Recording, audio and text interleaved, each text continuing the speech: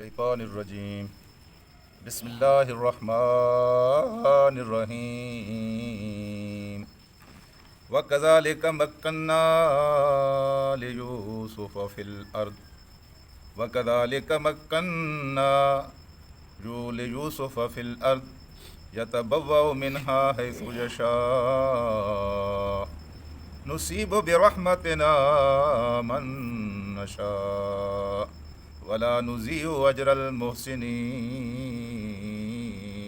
صدق اللہ العلی العظیم۔ برادران اسلام، ہر مسلمان کی یہ خواہش بھی ہے، آرزو بھی ہے اور دعا بھی ہے کہ اللہ تبارک و تعالی اسے زمین میں تمکن عطا کرے۔ ہر مسلمان کی خواہش تو ہے ہی ہے، لیکن خدا کے نبیوں کے اوپر یا خدا کے نبیوں کے نزدیک ان کی خواہشوں میں یہ سب سے بڑی خواہش، ان کی محنتوں میں یہ سب سے بڑی محنت، ان کے فرائض میں یہ سب سے بڑا فرض ہے کہ زمین میں اللہ تبارک و تعالی ان کو تمکن عطا کرے۔ یہ تمکن کیا ہوتا ہے؟ تمکن یہ ہوتا ہے کہ اللہ پاک ان کو زمین میں اقتدار عطا کرے، اللہ پاک ان کو زمین پر حکومت عطا کرے۔ اللہ کے بندوں پر اور اللہ کی زمین پر جو ناجائز قابضین ہیں، جنہوں نے ان انسانوں کو جن کو اللہ پاک نے اپنی بندگی کے لیے پیدا کیا ہے، وہ ان کو اپنا بندہ جنہوں نے بنایا ہوا ہے، بندوں کو بندوں کی غلامی سے نکال کر ان کو اللہ کا غلام بنا لیں اور خدا کی زمین پر خدا تبارک و تعالیٰ کی مرضی کو جاری و ساری کر دیں، اللہ کی زمین پر عدل و انصاف کا نظام قائم کر دیں، ظلم کا خاتمہ کر دیں، وسائل اور مسائل انصاف کی بنیاد پر تقسیم کریں۔ یہ ہے تمکن فی الارض۔ اس مقصد کو حاصل کرنے کے لیے اللہ کے نبیوں نے بڑی قربانیاں دی ہیں، کئی پھانسیوں پر لٹکائے گئے، کئی آروں سے چیرے گئے، اور کتنے ایسے تھے جن کو وطن بدر کیا گیا، کسی کو آگ کے چخے میں ڈالا گیا اور کسی کو جلا وطن کیا گیا، لیکن کسی کو جنگیں لڑنی پڑیں، کوئی عہد سے گزرا، بدر سے گزرا۔ یہ کیا تھا؟ یہی تمکن فی الارض تھا کہ زمین کے اندر اقتدار اللہ کے لیے خالص ہو جائے، جس کے اوپر ناجائز قابضین نے اور خدا سے پھرے ہوئے بندوں نے قبضہ کیا ہوا ہے۔ تو یہ اگر نبی کو یہ چیز مل جائے بغیر جنگ کیے ہوئے تو یہ بہت بڑی اللہ کی رحمت ہے، ورنہ اس کے لیے تو نبیوں نے جنگیں بھی لڑی ہیں اور نبی بہت ساری قربانیوں سے گزرے ہیں۔ تو حضور کریم صلی اللہ علیہ وآلہ وسلم کو بھی اس مقصد کے لیے جتنی محنتیں کرنی پڑیں، آپ سب جانتے ہیں، خالی نماز روزے کا مسئلہ ہوتا تو کوئی جنگ وہاں نہ ہوتی۔ وہاں یہودیت بھی تھی، وہاں عیسائیت بھی تھی، یہودی اپنے طور پر نمازیں پڑھ رہے تھے، عیسائی اپنے طور پر نمازیں پڑھ رہے تھے، مشرکین اپنے طور پر عبادت کر رہے تھے، کسی سے کسی کو کوئی جھگڑا نہیں تھا۔ ہاں جی، جھگڑا اس بات پر ہوا کہ جب آپ نے فرمایا کہ ہر جگہ پہ، منڈی میں بھی اللہ کا حکم چلے گا، بازار میں بھی اللہ کا حکم چلے گا، سردار کے ڈیرے پر بھی اللہ کا حکم چلے گا، جہاں جہاں انسان ہے، جہاں جہاں اللہ کا سورج نکلتا ہے، اللہ کی زمین بچھی ہوئی ہے، اللہ کے بندے رہتے ہیں، وہاں وہاں میرے خدا کی مرضی چلے گی۔ تو اب جس کا اقتدار جہاں جہاں چل رہا تھا، سارے کے سارے مخالف ہو گئے، تو سارا کام یہ اللہ کے رسول کو بھی اس لیے کرنا پڑا۔ اب اللہ پاک یہاں کہتے ہیں وَكَذَلِكَ مَكَّنَّا لِيُوسُف، اس طرح ہم نے زمین میں یوسف کو تمکن، زمین میں اقتدار عطا کر دیا۔ سیدنا یوسف علیہ السلام کو زمین میں اللہ پاک نے کیا کر دیا؟ اقتدار عطا کیا، فی الارض، زمین کے اوپر۔ اللہ پاک نے ان کو اس مقام پر پہنچا دیا جس مقام کے لیے نبی تشریف لاتے رہے۔ وَالَّذِي أَرْسَلَ رَسُولَهُ بِالْهُدَىٰ، وہ اللہ ہے جس نے اپنے رسول کو ہدایت کے ساتھ بھیجا، وَدِينِ الْحَقِّ، اور دین حق کے ساتھ بھیجا۔ کیوں بھیجا؟ لِيُظْهِرَهُ عَلَى الدِّينِ كُلِّهِ، تاکہ تمام دینوں کے اوپر اس دین کو غالب کر دے۔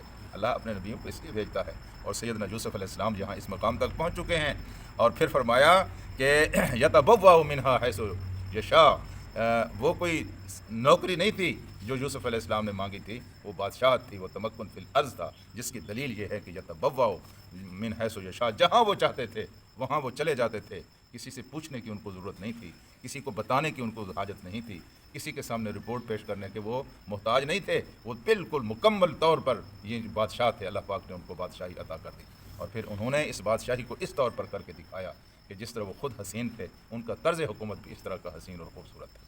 ہاں جی، اور پھر آخری بات جو اللہ پاک ارشاد فرماتے ہیں وہ سن لیں، وہ یہ ہے کہ واللہ ولا نضیع اجر المحسنین، اور ہم کبھی محسنین کے اجر کو ضائع نہیں کرتے۔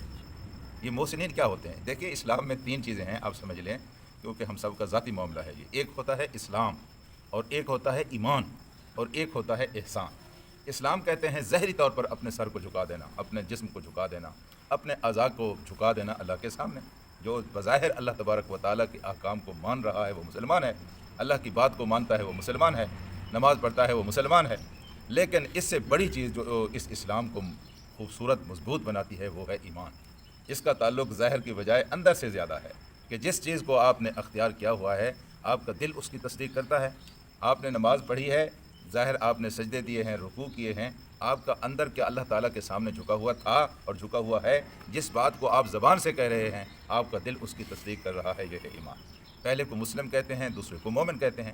آخری درجہ جو ہے میرے دوستو وہ ہے احسان کا. احسان یہ سب سے آخری درجہ ہے. یہ ہے، اس کا مطلب یہ ہے کہ ایمان بھی اس طرز کا ہو کہ آپ صرف اور صرف اللہ کے لیے وہ کام کر رہے ہوں، بلکہ آپ کی ساری زندگی اللہ تبارک و تعالیٰ کے لیے ہو. جیل جانا ہے تو اللہ کے لیے جانا ہے، جیل سے باہر نکلنا ہے تو اللہ کے لیے نکلنا ہے، روٹی کھانی ہے، کپڑا پہننا ہے، نوکری کرنی ہے، کاروبار کرنا ہے، سفر پر جانا ہے، وطن میں رہنا ہے، جو کام بھی ہو یہ سارے کا سارا اللہ تبارک و تعالیٰ کے لیے ہو جائے. اور یہ بڑا اونچا درجہ ہے، یہ سب سے اونچا درجہ ہے. اللہ کے نبی اس درجے پر فائز ہوتے ہیں اور بعد میں اولیاء اللہ اس درجے پر فائز ہوتے ہیں. اس بات کو میرے پاک رسول نے جس طرح سمجھایا ہے اس طرح کوئی دوسرا شاید نہ سمجھا سکے. کسی نے پوچھا تھا کہ احسان کیا ہے؟ اللہ کے رسول نے فرمایا کہ تو زندگی اس طرح گزار یا تو عبادت اس طرح کر کہ جب تو عبادت کر رہا ہو تو تو اپنی آنکھوں سے دیکھ رہا ہو کہ خدا سامنے کھڑا ہوا ہے، یہ اللہ تعالیٰ تیرے سامنے ہے، تو اس کے سامنے سجدے دے رہا ہے. صاحب ظاہر یہ کیفیت بہت مشکل کیفیت ہے، یہ کوئی اتنی آسان کیفیت نہیں ہے. آپ نے فرمایا اگر اس طرح نہ ہو سکے تو کم از کم اس طرح تو ہو کہ تو یہ سمجھ کہ تیرا خدا تجھے دیکھ رہا ہے. جب تو نماز پڑھ رہا ہو تو اس طرح دیکھ کہ تیرا خدا تجھے دیکھ رہا ہے. یہ احسان ہے. تو جو اس طرح کی زندگی گزارتے ہیں اللہ تبارک و تعالیٰ فرماتے ہیں دیر ہے اندھیر نہیں ہے. ہم کہ ان کے اجر کو اپنے اوپر قرض نہیں رکھتے، یہ قرض لوٹا دیتے ہیں. واللہ لا نضیع، ہم ضائع نہیں کرتے اجر المحسنین، محسنوں کے اجر کو ہم ضائع نہیں کرتے، نیکوکاروں کے اجر کو ہم ضائع نہیں کرتے.